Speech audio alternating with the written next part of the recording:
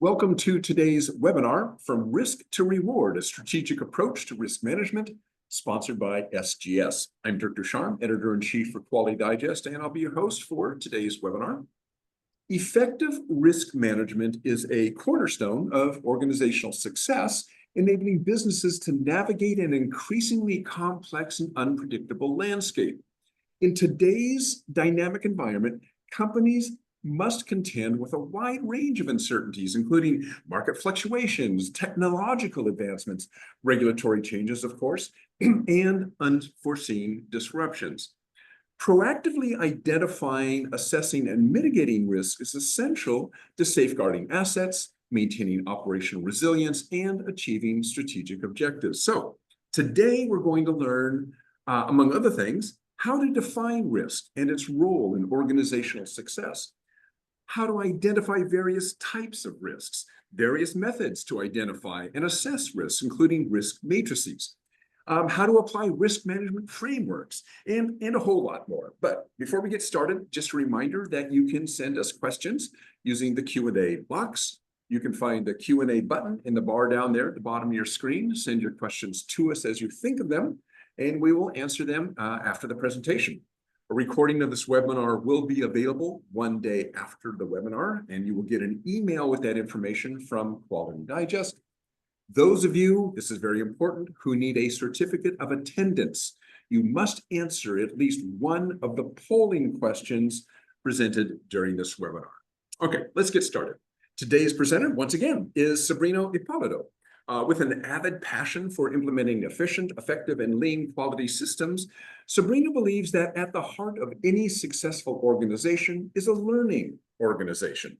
She works with many organizations to break down the barriers of silo mentality plagued by many companies.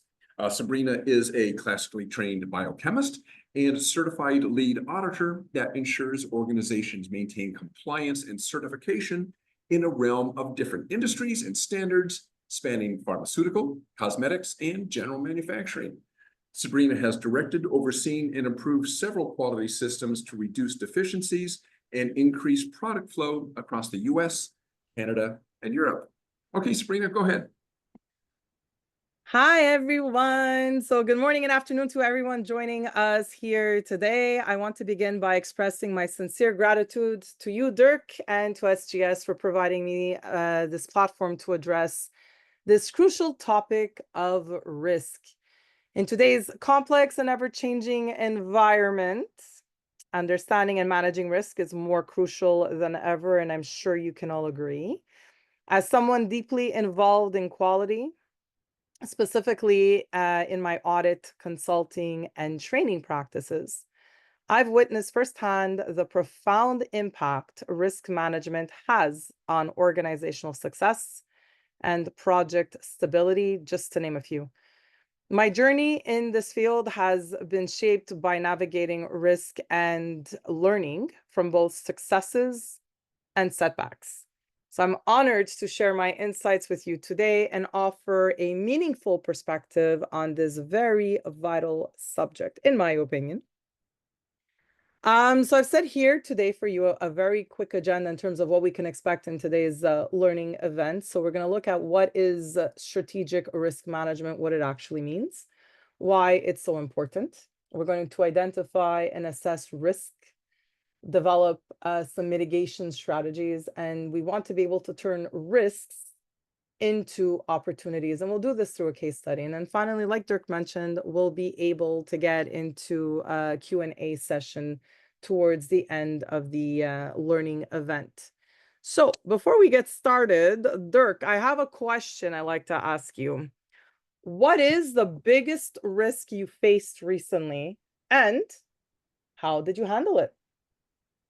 Oh boy.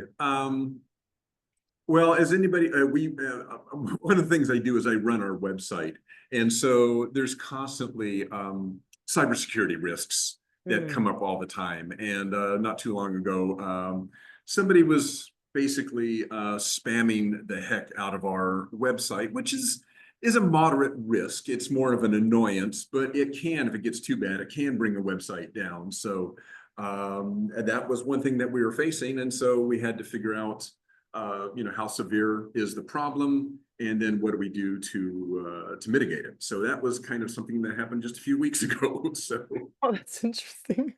That's pretty fascinating. And I think like with our ever-changing landscape and just in industry, it doesn't matter the industry that you're in, you can be in the healthcare industry. I know when I gave birth to my son, or while I was in the hospital with my son, the hospital had a cyber attack as well. So I mean, it doesn't matter the industry that you're in, but cybersecurity, especially today, is becoming increasingly more prevalent and a lot more important. And people are having to look at this from a risk perspective a lot more seriously than they did a couple of years ago.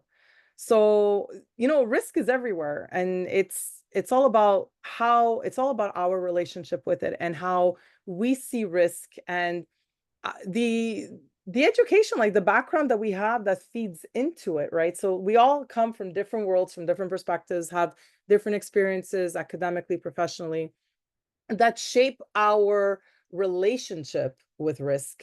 So, because I must have been a teacher in a previous life, this is our first full question. So what does risk management actually mean to you? okay, we'll give you all of you a minute or so to answer this question. And since there's some newcomers since we started the webinar, I'll just repeat a couple of our housekeeping notes here. Yes, this is being recorded. Yes, you will get a link to a recording about this time tomorrow, so keep your eyes open on that from Quality Digest.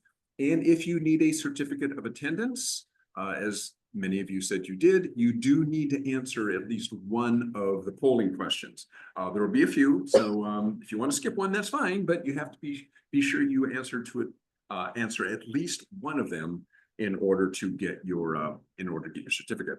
All right, we'll give you another few seconds here to answer this question, and then I'll share the results with Serena.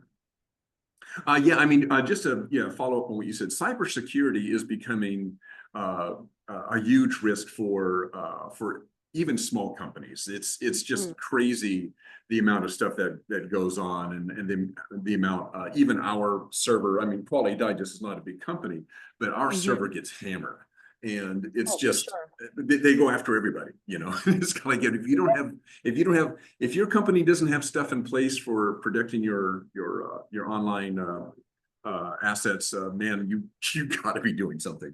All right, yeah. Let's go ahead and share the results here. There you go.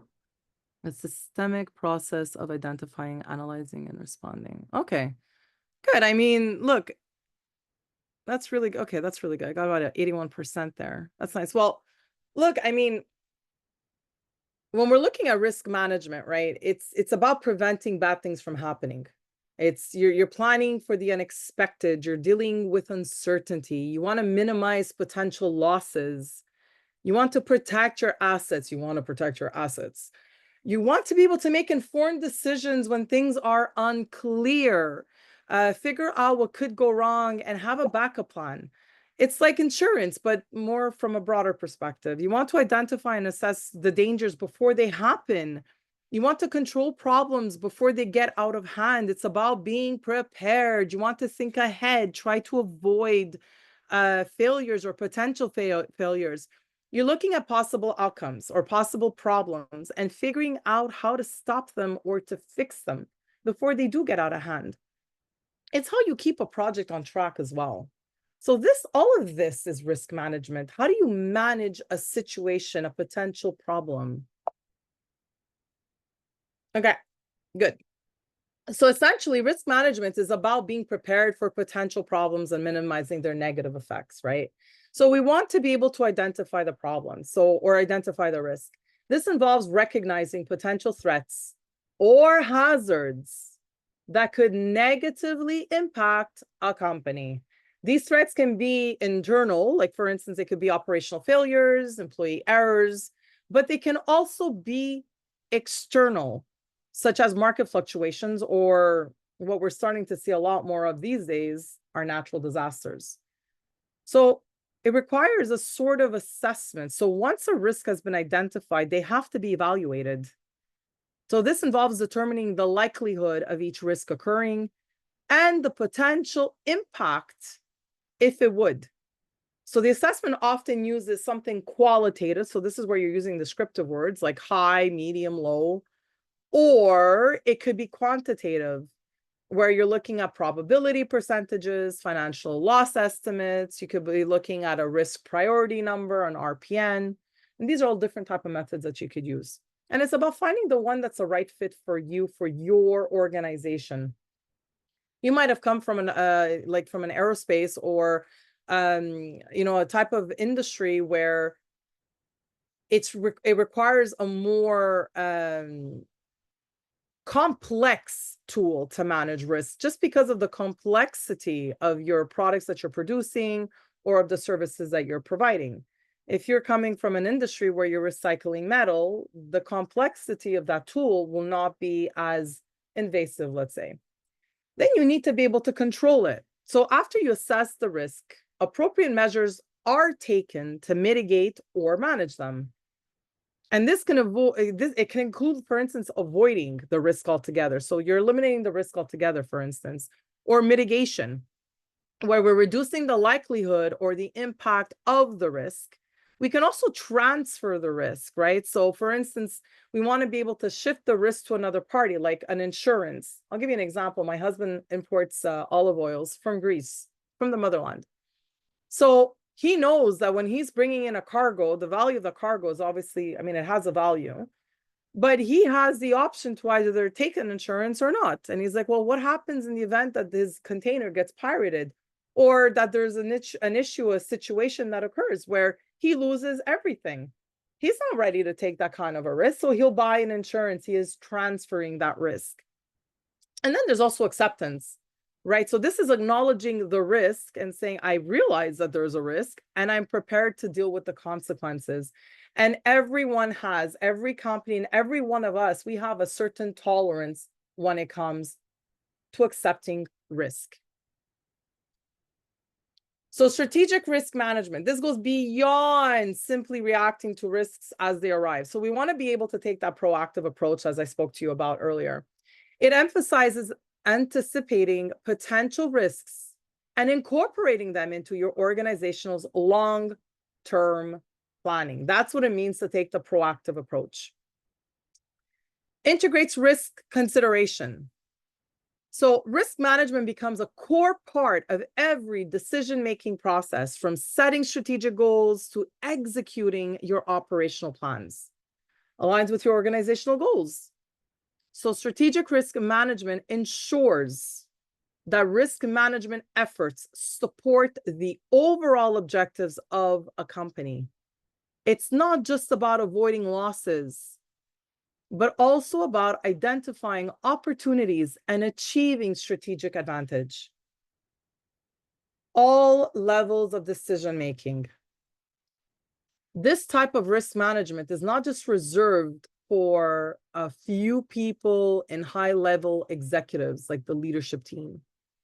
It's implemented throughout all levels of the company. You should all be speaking the same language, so that someone that's working in ops, for instance, can go right up and say, hey, there is a problem, there's an issue here that really needs to be addressed. And when you're using the same tool, whether it's corporate that's using the tool, but say someone, an employee that's working on a line is also using that same tool for evaluating risk, now you're speaking the same language. And now you can mitigate the situation far better. I love comparing and contrasting. So here is a nice little slide I put together for you guys, where I'm defining, proactive, reactive. I'm giving some characteristics of both.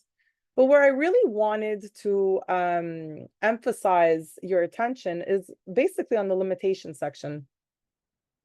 So when we are taking a more reactive stance to risk management, this will naturally increase costs. So dealing with the problem after it occurs is often more expensive than preventing it in the first place. So this can include, like I said, financial costs, reputational damage, and loss of productivity. You also have limited control. So once a risk has materialized, the organization has less control over the outcome. The damage is already done. You've got missed opportunities. A reactive approach focuses on damage control, not opportunity. Proactive risk management can help companies identify opportunities within potential risks. You also have reputational damage. Repeatedly reacting to crises can actually damage a company's reputation and erode customer trust. Remember, it takes forever to build reputation and seconds to lose it in some cases. Stress and instability. So constant firefighting creates a stressful and unstable work environment. People want to come into work knowing that, okay, I got a job to do, I'm going to execute it, and not feel that they're constantly putting out fires. Inefficiencies. Reacting to problems is less efficient than preventing them. Your resources are diverted from strategic goals to deal with immediate issues as they're happening. And then you also have legal liabilities. Some risks, when reacted to, can produce large legal liabilities that could have been avoided with proactive planning.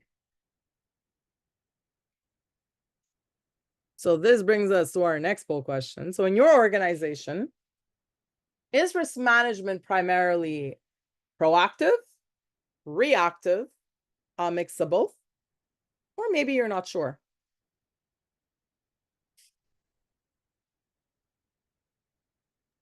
Sorry about that. Helps if I unmute my microphone. So a question that came to me, and I guess just because of the just uncertainty in the world right now, we've got wars going on, there's tariffs, there's natural disasters.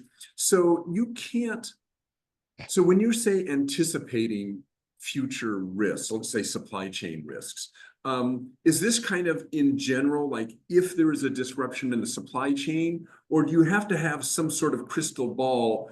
What happens if there's tariffs, or what happens if there are wars? You know what I'm saying? How granular do you have to be in your anticipation? Well, that depends on you. Like, I know when I'm analyzing risk, let's say with my husband's a very small company, when I'm analyzing risk for him or with him, like I'm very conservative. Oh my goodness, I do not like risk. If I can just obliterate risk, I would. My husband's more of a risk taker. So I'm the one, oh, did you think of this? Did you think of that? And whatnot. So as much as we would all love to have a crystal ball, the reality of it is we do not. And I can't find a crystal ball anywhere anyway. So it's up to you for you to determine, first of all, who are the parties that you're going to invite to the proverbial table to help you determine what are the risks, right? And to say that this is something that you're going to delegate to one person, not something I recommend at all. This is really a group activity. It's really meant for you all to think together, for you to think critically about it, and for you to bring in different people from different areas of your company, because they will offer you their version or what they see, because we all have our own kaleidoscope and our own lens in which we see risk.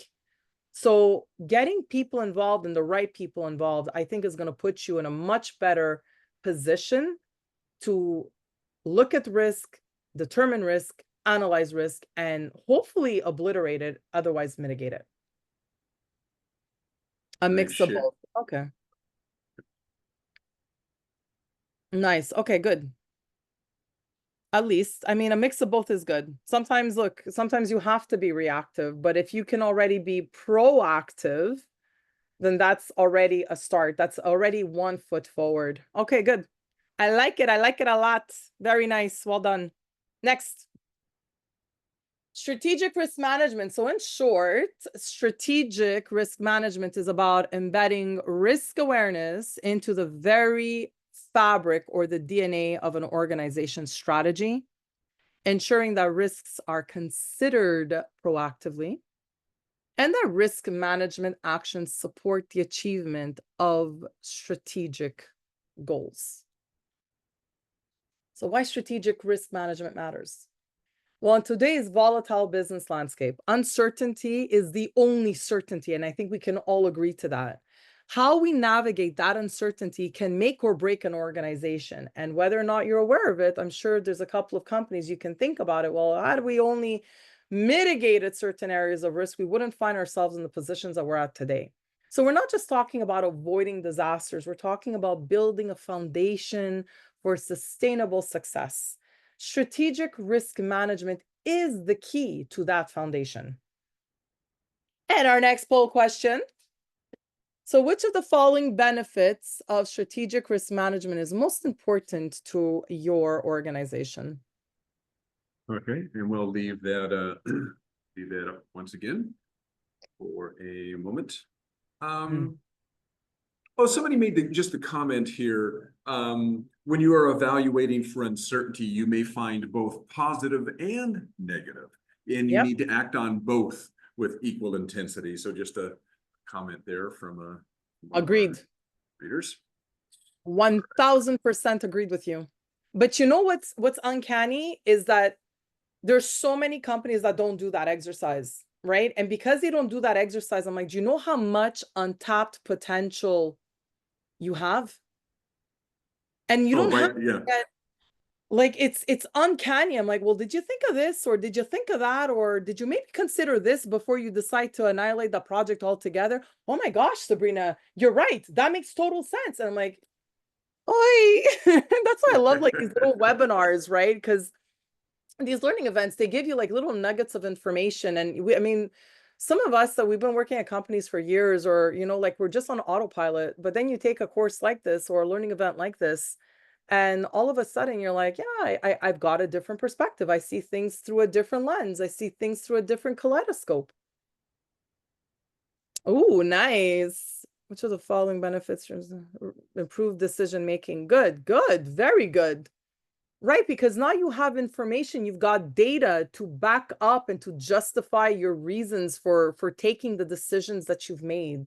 Good, I'm happy to see that. Reduce financial losses, absolutely. I mean, it's the health of the company too. You want to be able to just be, stay in the markets. Good, I like this. I like this a lot. Good job.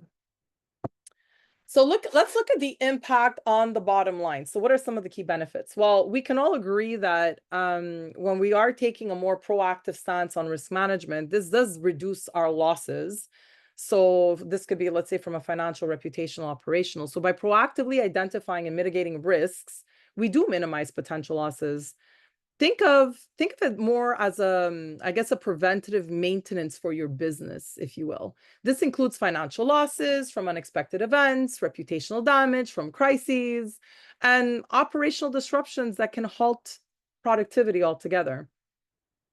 From improved resource allocation, strategic risk management allows us to prioritize resources more efficiently and effectively. So instead of reacting to every problem, we invest in preventing the most significant ones. This leads to better use of capital, time, and personnel. And I think we can all agree that our resources, especially our human resources, we don't always necessarily have a ton of them available. Enhanced decision making, so giving us informed choices. So when risk is integrated into decision making, we make more informed and strategic choices. We're not guessing. We're acting on data and analyses. This is going to allow a company to take calculated risks that can lead to large rewards. Increased resilience to disruption. So the ability to bounce back from unexpected events is critical. Strategic risk management builds that resilience that we're looking for. It ensures business continuity. This is increasingly important in a world of supply chain disruptions, cyber attacks, like what we just spoke about, and natural disasters, which we're getting to see a whole lot more of these days. A competitive advantage. So better anticipate and respond to market changes. Organizations that excel at strategic risk management gain a competitive edge. They anticipate market shifts. They adapt quickly and they seize opportunities that others miss. So it's about turning potential threats into strategic advantages, basically opportunities for yourselves. So I want us to think about, I don't want to date myself too much, but I want us to to think about 1982. So I don't know if you're familiar of, so the way I see risk from the lens of pharmaceuticals, which is in alignment with my background, my educational background, both from an academic and from a professional perspective. In 1982, Johnson & Johnson faced a crisis when Tylenol capsules were being tampered with. This resulted in several deaths. I'm not sure if you're aware of it, but it was a cyanide tampering with. And I mean, the human body is beautiful and resilient in its ways. And if you want to know what cyanide actually does to the body, I encourage you to research it and to look it up. It's really interesting. So instead of minimizing the issue, they acted fast. They recalled all the Tylenol products and implemented tamper-proof packaging. What is that tamper-proof packaging? You know that little aluminum foil that's on there? Yeah, that started because of this. So this proactive approach, though costly in the short term, preserved their reputation and ultimately strengthened their brand. They turned a potentially devastating crisis into a demonstration of their commitment to customer safety. This proactive risk management allowed them to maintain their place in the market.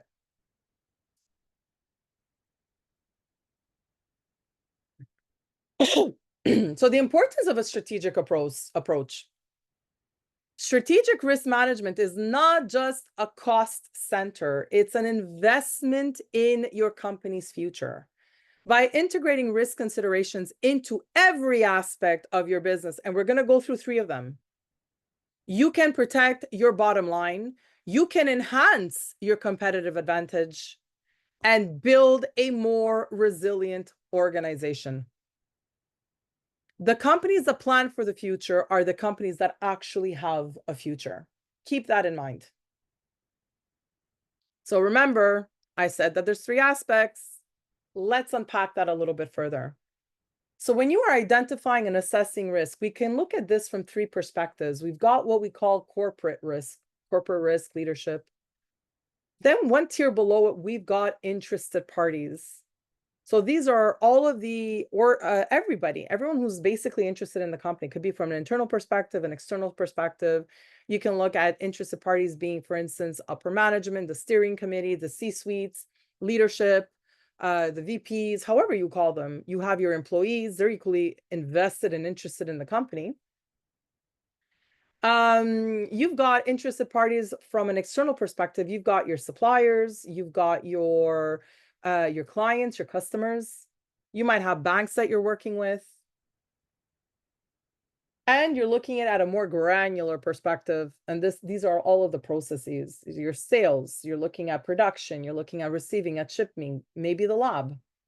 So all of the processes. So you're trying to target risk from a corporate perspective, interested parties, and also from a process perspective, all of the processes that make up your management system.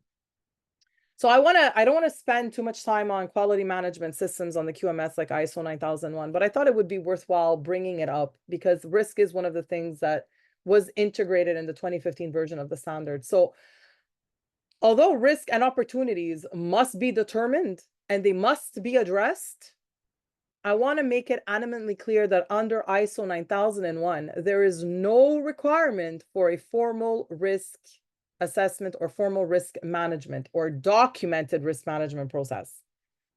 Okay, you can say, well, we talk about it and then this is what we do, this is what we initiate after we talk about it. It doesn't have to be written.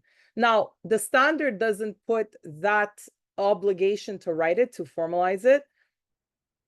I'm saying, so this is from an opinion perspective, I recommend that you write it so that you always have something to go back at and to review and to analyze and say, well, where were we a few months ago? Where were we, maybe a year ago or a couple of years ago? And where are we today with regards to a risk or X risk?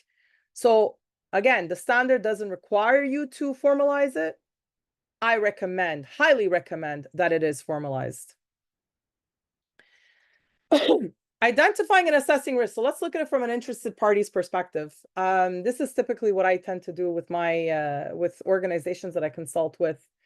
So A SWOT analysis is one of the frameworks that I use, and this is used to evaluate a company's competitive position and to develop strategic planning.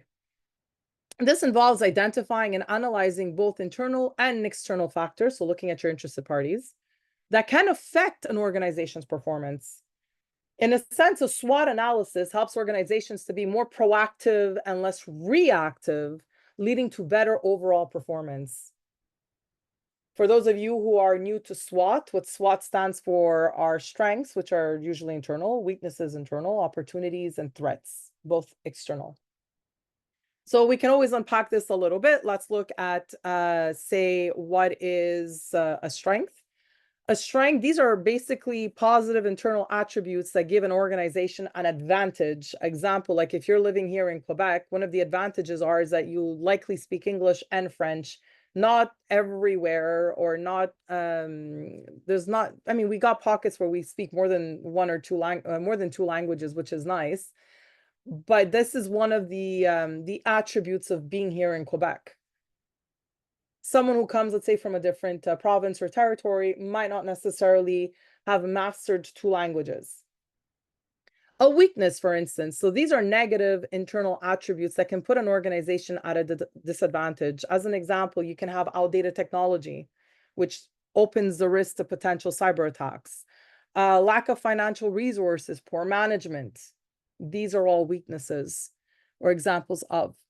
Then you've got opportunities. So these are external factors that an organization can exploit to its advantage. For instance, emerging markets. Like I know a lot of people, when cannabis was a thing in Canada, when it came out in 2017, 2018, when they legalized it, there were a lot of people that jumped on that bandwagon. Not so much on the production aspect, but also from the stance of, well, how do you now destroy this? Because that tool needs to be controlled. And people capitalize on this. So you can, like I mentioned, there are emerging markets. You've got changing consumer preferences. People will capitalize on that. And sometimes you just have new technologies. Then you also have threats. So these are external factors that can pose a risk to a company, to your organization. And some examples of this could include competition, for instance, economic downturns, regulatory changes. So just some things for you to think about. So the importance of understanding like strategic planning, like why it's so important, is that through doing a SWOT analysis, and some organizations will use a pestle, which is an equally valuable tool, but doing a SWOT analysis, it provides a foundation for developing effective strategies. By understanding its strengths and weaknesses, companies can capitalize on opportunities and mitigate their threats. It's providing you informed information, informed decision making. It facilitates informed decision making by providing a clear picture of the company's current situation, which is why doing and utilizing frameworks like this is not something you just do, say, once, but it's something that is looked at periodically. And I'm using the word strategically because it is up to you to determine what does periodically look like within your organization. Is it from a monthly perspective? Is it embedded in your systems? Is it done quarterly? Is it done once a year? How do you want to manage it? And this also is going to be in alignment with your relationship with risk and how you feel towards it. Like I said, my husband, major risk taker. Myself, not so much. So when I'm looking at or considering things, considering risk is embedded in every decision I make.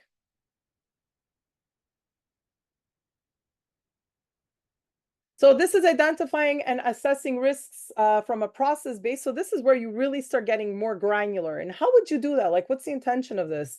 This is where you actually go out to the different departments, go out to the different people that are doing different activities, and you're requesting their input. Where are the issues? Where are the potential risks? And what is it that you're going to do to mitigate them? Or is there a potential or possibility for you to completely obliterate risk altogether? So let's put it all together. So when you're identifying and you're evaluating risk,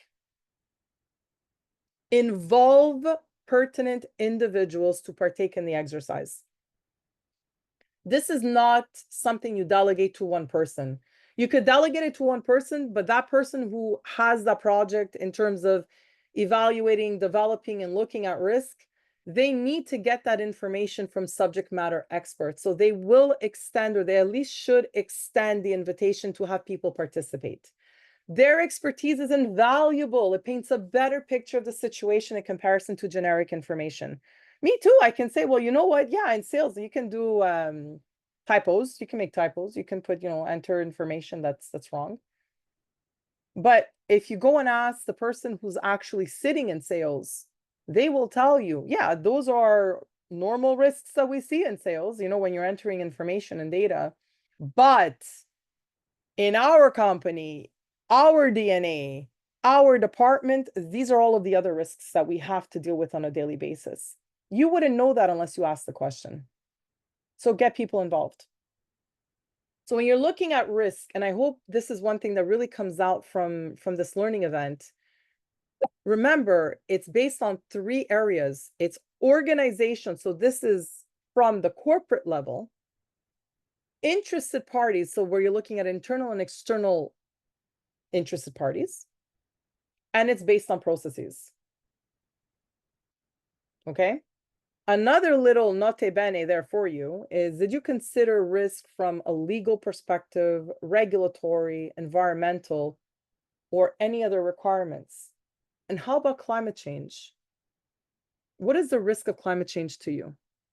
And I don't want to sound granola or anything, but sometimes you are sourcing material from places where they are ridden, or they are, they experience a lot of natural disasters. So knowing this information, how do you better plan your sourcing?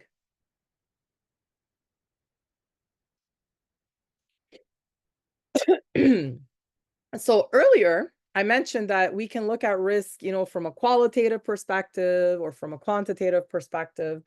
So people that are looking at risk, let's say from a qualitative perspective, they might use a simple matrix like this, where they're using words, descriptive words, adjectives, minor, moderate, major, likely, possible, unlikely. And there's nothing wrong with using these frameworks. Like I said, the framework you're going to use will depend on the complexity of your organization, of your industry, and also depends on how complex you really want to get. So this is one way. This is a more qualitative approach. A more quantitative approach might look something like this. In this case, you're using numbers. You could use, like what we saw here, this is a 3x3 matrix, right? You could use a 5x5. You could use a 5x4. You can use a 10x10. I feel comfortable using a 5x5.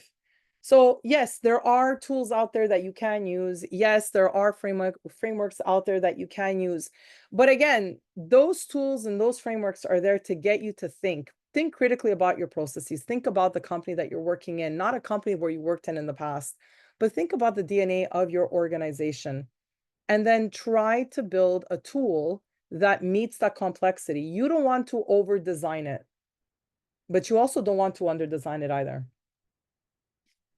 So once you have the tool, then you can say, well, based on all of the risks that we have, or all of the risks that we identify, now we can actually measure them. And like I said, this is an example of something that's quantitative, but you are more than welcome to use something that's qualitative as well. Just once you have the information, now what do you do with it? How are you going to mitigate it? What needs to be mitigated? You might say that whatever's in my green zone, this is risk that we're willing to take. That's why we're in business, and we're not going to open up a corrective action for it. That's fine, but that has to be defined. So this leads me on to my next poll question. So when you are assessing risk, what factors do you consider more important? And see, we had a question came in regarding the Tylenol incident. It's kind of interesting. They want to know, would you say that Johnson & Johnson was being reactive at that point? And just my 10 cents, I think they were being both reactive, and there was a proactive aspect of it as well. Absolutely. Oh my goodness, you needed to act fast. This is Johnson & Johnson we're talking about. For sure, they had to be reactive. That's why the recall came out, right? So it's like recall everything. Make sure there's no one else that's going to die at that expense. but also the way that they dealt with the situation afterwards. I mean, they were quick, they were fast, they were quick. They're like, okay, this is a situation. How do we make sure that something like this never happens again? Like something like this, could you have maybe thought that, hey, someone can potentially tamper? Like, I mean, this is getting really granular. Not everybody would have maybe had said, hey, did we think of? Sometimes we wait for things, negative things that happen to us, negative events that happen to us before we question things, right? And so I'm aligned with you, Dirk. I mean, this was a bit of both. It was both reactive and proactive. Reactive, that they recalled everything. Proactive, that they're like, what do we do about this now? Like, I'll give you an example. Hurricane Debbie Downer. I call her Hurricane Debbie Downer. When it like ravaged Montreal on August 9th of last year, like, and remember, I'm very in tune with risk. My daughter goes to a daycare. My daughter's in a basement of a daycare. So when we had the next general assembly or the next meeting at my daughter's daycare, I asked the general director, I'm like, you guys are in a daycare, you're in a basement. What happens in the event of a flood? Her answer to me was, oh, well, we'll bring the kids outside. I'm like, well, the thing is, if it's flooding, it's because it's probably raining by the bucket out there. And so I explained that to her. She says, well, we'll put the kids on the tables, on the desks. I'm like, how are you going to keep 18-month-olds sitting on a desk?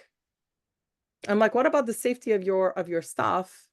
So you can right away see that you're going to be on a reactive mode. And I told her, I said, I'm willing to donate my time to put an emergency preparedness plan in place for you, because this is something that does need to be addressed. And it wasn't. So sometimes we kind of wait until, the negative things come out for us to do something about it. But if we can avoid them the best that we can, then why not? Both equally important. Good. I'm happy to see that. I'm happy to see that. Good. And I love how I got 0% on neither is relevant in my organization. That's amazing. Okay, let's move ahead. So let's unpack this idea of qualitative risk assessment, because I think being able to see how we can apply it or what that application might look like, you can get a lot out of the examples. So if you are using, so the scenario is a software development company is launching a new cloud-based service. Okay, so qualitative risk assessment. The risk is there are potential delays in the launch due to unforeseen technical issues. So this is the risk. This is what we're trying to analyze. If I'm doing a qualitative assessment, my likelihood, medium. So this is based on past project experiences and the complexity of new services. Your impact, it's high. There's a potential for customer dissatisfaction, reputational damage, and financial loss. So your overall risk rating is medium high, using a risk matrix or similar qualitative tool, if you will. So that's the overall, that's like almost like your risk priority number, but it's not an actual number. It's just your overall risk rating. So your risk mitigation strategies, you might say, well, we'll do increased testing time, improve communication between development teams, and create a contingency plan. But this is your limitation, or these are your limitations, right? It's very subjective. What medium looks like for Dirk might be very different than what I consider medium. Medium and high are open to interpretation unless you define it. And what are you generally going to maybe define it with is using numbers. There's a lack of precision, so it doesn't provide specific numbers to guide decision making. And it's difficult to prioritize. It's hard to compare risks with similar qualitative ratings. Like, which one do I do first? Which one's more important? So these are some of the drawbacks with using qualitative. I'm not saying this from the perspective that I'm trying to push you towards quantitative. I'm looking at it from a very holistic perspective, just giving you the information based on what I've seen. From a quantitative perspective, let's look at it now from this perspective, okay? So the scenario remains the same. It's a software development company. They're launching a new cloud-based service. So you're looking at risk and you're saying the potential delays in the launch due to unforeseen technical issues. The scenario and the risk have not changed. using a quantitative assessment tool, so looking at likelihood. Historical data analysis. You got previous projects with similar complexities experience delays 20% of the time. Let's use our expert judgment from our subject matter experts. Developers estimate a 30% chance of encountering critical bugs. Okay, let's consider the simulation now. Combining these factors, a simulation estimates a 25% probability of a launch delay exceeding 2 weeks. Okay. Now, still quantitative assessment, let's look at the impact. The financial impact. Each week of a delay results in $100,000 in lost revenue. Some of you, because you deal with numbers, you must be like, okay, that's fine. Other people, let's say myself, $100,000, it'll knock my socks off. Reputational impact. A delayed launch could lead to a 10% decrease in projected customer acquisition. By combining the financial impact and the decrease in customer acquisition, one can produce a dollar amount that represents the impact. Let's say that the total impact of a 2-week delay is calculated to be $300,000. So when you're using a tool like this, you have your expected monetary value, your EMV, 25% probability. It comes from the simulation aspect, so right under the quantitative assessment likelihood. So you're taking your 25% probability, you're multiplying that with your 300,000, and the impact comes out to $75,000. Now you can look at, well, what is our mitigation strategy? Well, if I invest $20,000 in additional automated testing to reduce the probability of delays to 10%, purchase a $10,000 insurance policy that's going to cover this. At least you're mitigating your $75,000. So the benefit to this is that from an objective perspective, it provides a numerical value for your likelihood and your impact. It's more precise. It allows for more accurate cost-benefit analysis of the mitigation strategies. Also, it helps you with prioritizing. It enables better comparison of risks and allocation of resources. Remember, when we're talking about resources, we're talking about humans too. We're talking about people. And we don't have unlimited human resources. They're quite limited. And it gives us a more accurate financial planning. So taking all of this into consideration, okay? So why quantitative is better in this particular case? Not in all cases, but let's say in this particular case. With the qualitative assessment, the company knows there's a medium-high risk, but it's hard to determine how much to invest in mitigating it. Using a more quantitative approach provides a clear financial value for the risk, $75,000, allowing the company to make a better informed decision about mitigating the spending. For instance, spending $20,000 to reduce the risk by 15% is a very good investment in this case. So the quantitative assessment allows for better tracking of risk over time. As data is collected, the model can be refined and the accuracy of the risk assessment will naturally improve. So taming the threat, or like I like to say, taming the beast, developing effective mitigation strategies. So we've identified and assessed the risks. Now, what do we do about them? Effective risk management isn't just about recognizing the threats. It's about taking those actions to minimize their impact. This is where mitigation strategies come into play, okay? So we can transfer the risk. Like I said, you can send it off to insurance, outsource it. So this means that you're just shifting the burden to another party. So you can use insurances. You might decide to terminate, so avoid it altogether. Eliminate the risk entirely. Don't take the project. Sometimes the best strategy is to eliminate the risk altogether.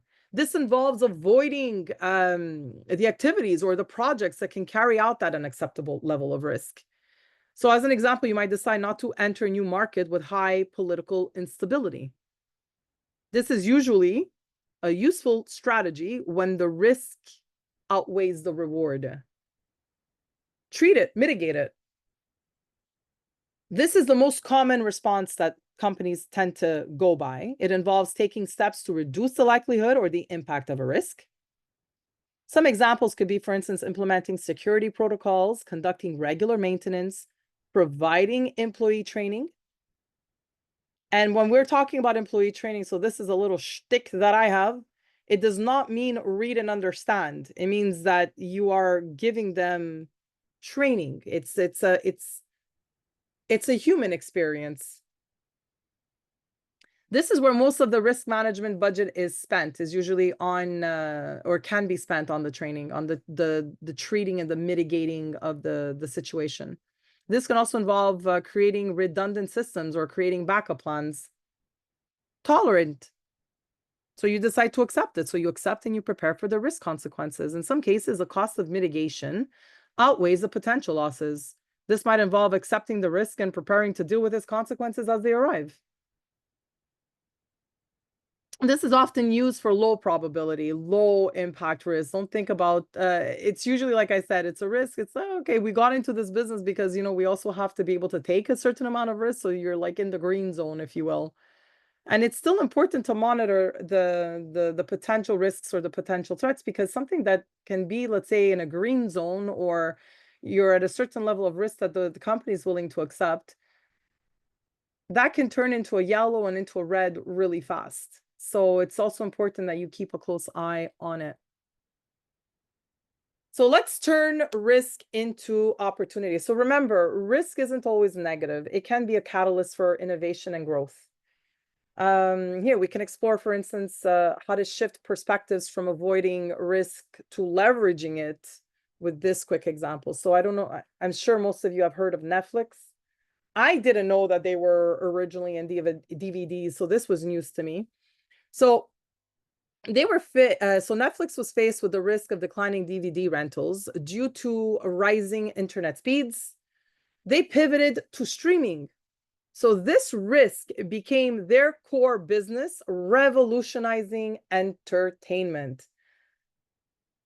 Think of Blockbusters rentals.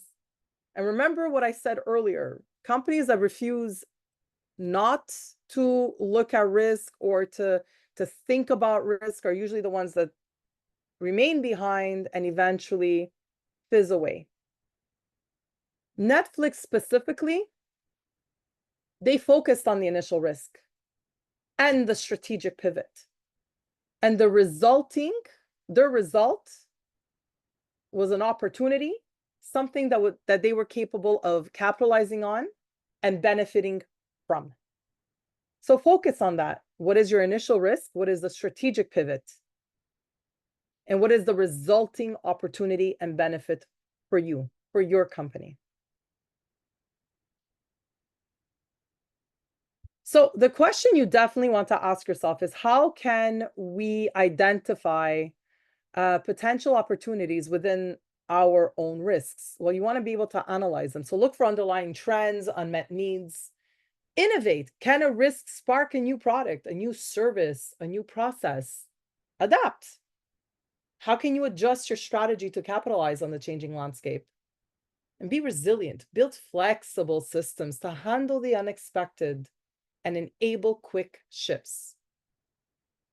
This brings me on to my next poll question. So how often does your company actively seek opportunities within identified risks? Think about it. And Sabrina, just a heads up, you only got about 5 or 6 minutes left here. Oh, okay. So let's take a question here. Who evaluates the SWOT? Is it management or the entire team or risk department? It depends on how you're on how you want to manage that internally. I like getting people from all levels, and it depends on what I'm addressing right away. Like, I'll give you an example. We're not always privy to what corporate does when they're analyzing risk. What I like to do is I like to know that they have a tool in place, that they are doing it from a corporate level, but also I like to ask for their tool, because I like to use their tool when I'm looking at risk from interested parties and from a process perspective. This way, when I'm giving them the information, the output of the exercise, we're now speaking the same language instead of using a different tool altogether. So when I'm dealing with risk from an interested party's perspective, I involve management. When I'm looking at risk from a process perspective, I do not. But the output of that exercise is shared with management always. Okay. Okay, good. All right. 51% sometimes. I would really like to unpack that a little bit further and see like what the output is for those that answered very often and those of you that answered sometimes.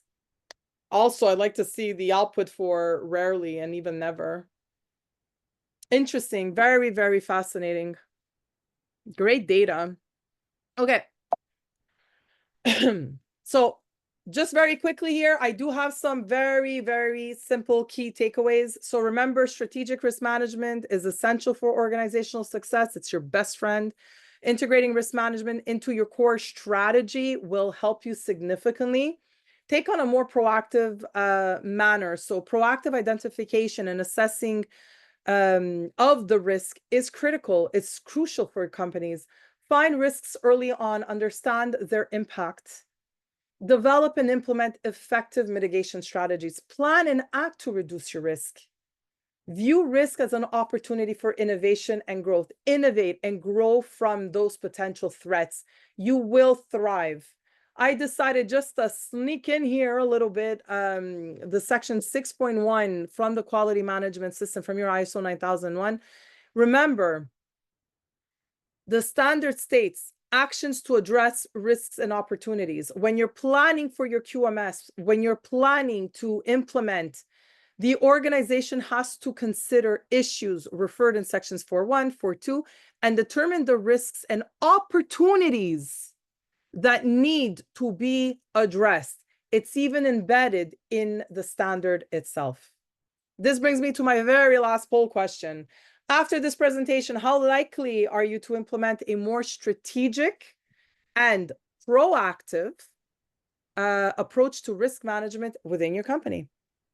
And we'll take another question. If risk management is not a requirement for ISO, does ISO prepare you for or give you the tools for risk management? And also, isn't there a guideline? Am I misremembering that? There is a guideline. I'm going to reply with that. I don't have the answer for that. I don't have the exact answer, and that is an excellent question. There are tools out there. They slip my mind. I can guide you through them. And depending on your industry, like I'll see where you're from, I can even give you other tools as well that are industry appropriate. But again, I just wanted to clarify that risk management is a requirement of ISO. Whether or not you formalize it, that's a different story. And by formalizing it, it means putting pen to paper. Oh, I see what you're saying. So yeah, risk management, risk-based thinking, that is obviously part of ISO, but they don't require any kind of formal documentation for how you're doing that? Okay. Right. And I know like some auditors will say, well, you have to, and it's written right there. No. It does not have to be documented. We tell you it's better if it's documented because it is. It gives you something to look back on. So what do we got? Likely. Oh, goody. I'm happy to see this. I'm happy. That's fantastic. Oh, good. So I got very likely at a 35% and likely sitting at a 48%. I'm very, very, very, very happy to see that. Awesome. Okay, so very, very quickly, because I do want to take a couple of your questions or additional questions. We have all sorts of learning events that happen. I give a lot of learning events at SGS as well. So any of you who is wanting to maybe take on one of the courses like ISO 9001, risk management, RCA, we give excellent courses on RCA as well. I encourage you, go to the SGS website, look us up and register for a course, and they will give you rebates as well. I know, especially if you're doing group trainings, you can take advantage of some of the promotional offers. If any of you have any questions, you can always try to get a hold of me. You can also subscribe at our YouTube channel. We do give a lot of information there. And I'm also on LinkedIn. So, and anyone who wants to connect or has any questions for me, I'm more than happy to connect with you and to provide additional feedback. Dirk, I turn this over to you. Sure. We'll take a couple questions here. Oh, by the way, a couple people did make note. It's ISO 31000. That is Excellent. Thank you so the much. risk management document. Yeah. Okay. Thank you so much for those of you who chimed in. I appreciate that. Okay. So when thinking about turning risk into opportunities, is it also effective to think about the opposite, that there are lots of ways opportunities are presented and those opportunities introduce risks? Yes, for sure. You might have an opportunity, and in that opportunity, you might have to address, well, what are the potential risks in looking at that opportunity? Absolutely, 100%, for sure. Okay. That's why it's ongoing, like it's just ongoing. Yes, it can spiral out of control, but it's up to you to determine how granular are you going to get, for sure. Let's see. Can probability be used in risk assessment in a statistical sense instead of the frequency of occurrence of the risk? And what type of tool might you use? Ooh, very nice. So the answer is yes. You could just look at probability. You don't have to pull it, say, you don't have to tie a financial number to it. That depends on what is your end goal. What is it that you're trying to show? What are you trying to determine? What is the agenda you're trying to push? I could give you all sorts of information on that. Maybe what I'll do is we can always have this conversation offline if you like, and I can give you some tips on that as well. Okay. When creating a risk registry table, should all of the potential risks be reduced to low? And if there are mitigating actions required to reduce risk, is there a validation process associated as with corrective actions? Oh, validation. Okay. So when you have to first determine the framework, you need to determine what is a level of acceptable risk within the company. And again, this is not a you decision. This is a decision that has to be made by the collective. And once that's determined, then you have your tool that you can use. You use your tool if you're doing this quantitatively, the best way to go about it, based on your definitions, based on what you determine that, hey, all of this has to get done. You might look at everything that falls in a red zone that has to be done. You might define that anything that falls in a yellow zone could be done, but justification is required if no corrective action is being opened. And anything that's in green is acceptable. You'll just monitor it periodically. Nothing has to be open to address those. When you're looking at validation is up to you to determine what it is that you're going to validate and how it is that you're going to validate it.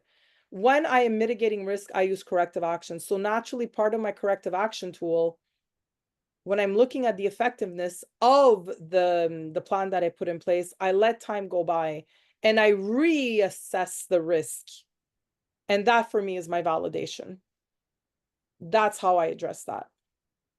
But there's not just that manner. You can use whatever you like. And we're running over a little bit, but let's take one last question here. And if we didn't get to your question or comment, don't worry, I'll forward all these on to Sabrina and she can get back to you following. Okay, so with climate change being added to ISO, that was a fairly recent thing, beginning of this year, I believe. 24. Okay, this seems to be a bigger struggle when trying to decipher risk. Any ideas on this?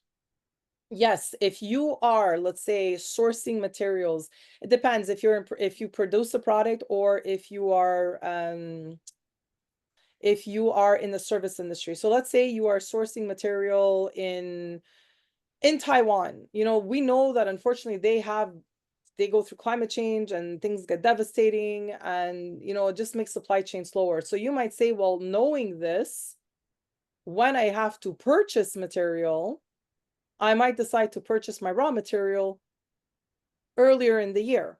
So therefore, what are the actions that you're now going to take with your clients? So you might say, hey, do you have any blanket orders? Or maybe we need to look at blanket orders so that we know what it is that we need to produce. so that we're not waiting until, June, July, where things can potentially go wrong and actually have an impact on what we're producing for you. So this is knowing that there is a risk, knowing that, okay, we identified that this is a situation for us. Now, what is it that I put in place, or how do I address this with my clients so that it doesn't impact them? Got it. So these are just some strategies that you could use. Okay. I will, there were a few more questions, but I'll forward those on to Sabrina once this is done. A couple of interesting comments there. And that is it for today, Sabrina. I'm sorry. Yeah, Sabrina, thanks a lot. I appreciate it. Thank you. Thanks, everyone. And for all of you who asked, you'll be getting an email in about 24 hours that will have a link to a recording of the webinar. So keep your eyes open from that. It'll come from Quality Digest. And feel free to share that recording with your friends and colleagues. Let everybody in on the information. And that is it. So from all of us here at Quality Digest and SGS, thanks for joining us. And we will see you at the next webinar. So long. Thank you.